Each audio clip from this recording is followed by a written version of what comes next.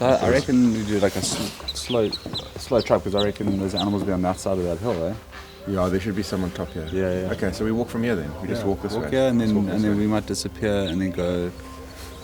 Let's try put them in early, and then I wouldn't mind going up to see if there's some ribok or whatever along the way. Yeah. Okay. Once we're in the top there, then it's a quick walk. I messaged Wesley one day and I was like, come on, let's get you to Cape Town, let's cook some dishes. Let's do like no rules, no like conform. Let's just get Wesley to Cape Town. I want to cook with you again. Come and do a menu with me up at the restaurant. And then Wesley said, cool, but we need to hunt and get the meat for that event. And it actually worked out perfectly, because like these events that I love doing, I always want to step out of my comfort zone, and I always want to do something different and learn something new. Yeah, this is easy. Yeah, so then that looks like a ram to me. And he's standing dead sideways. He's put the red dot on his shoulder. It's a perfect shot.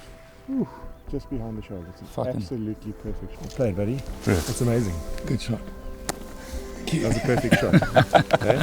Perfect shot. Good. Amazing, dude. That's fucking epic. Yeah. No, you couldn't have hoped for a better, cleaner outcome than that, eh? No. That's exactly how you want it. That's an intense feeling. Yeah.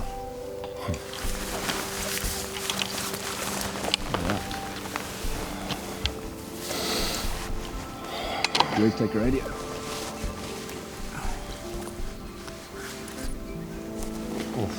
Okay, buddy. Yeah. That's fun. Epic. Good shot. animal. Not bad. This is very, very real. Quite raw and very eye-opening if you've never seen it before, if you've never experienced before. And it's more just seeing it, just smelling it and being kind of fully immersed in that. It's a mind-blowing experience. If you've never experienced it before, it's just so raw and visceral. You know, I've been cooking for 19 years and never kind of shot or seen kind of where the venison comes from.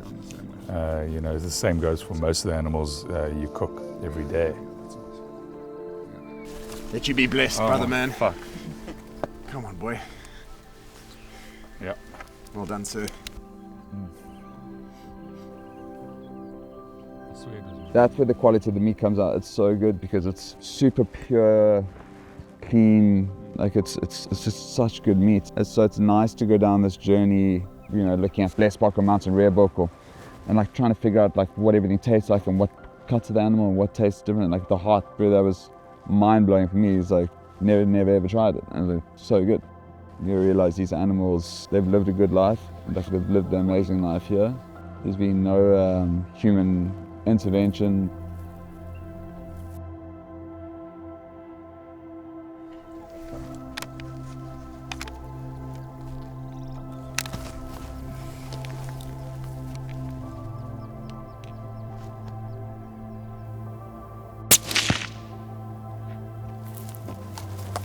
There he goes.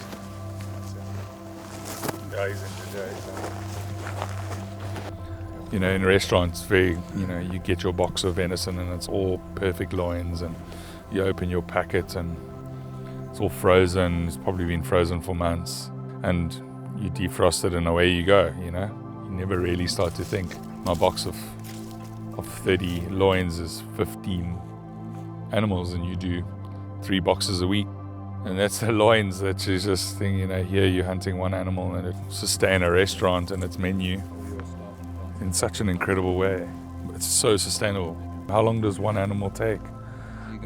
How far does one animal take a restaurant for a couple of weeks, you know, or a couple of days?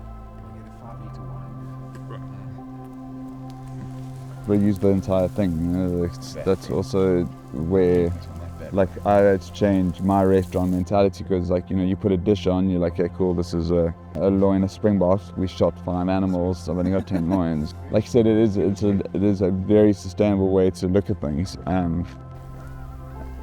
Yeah, but it's just this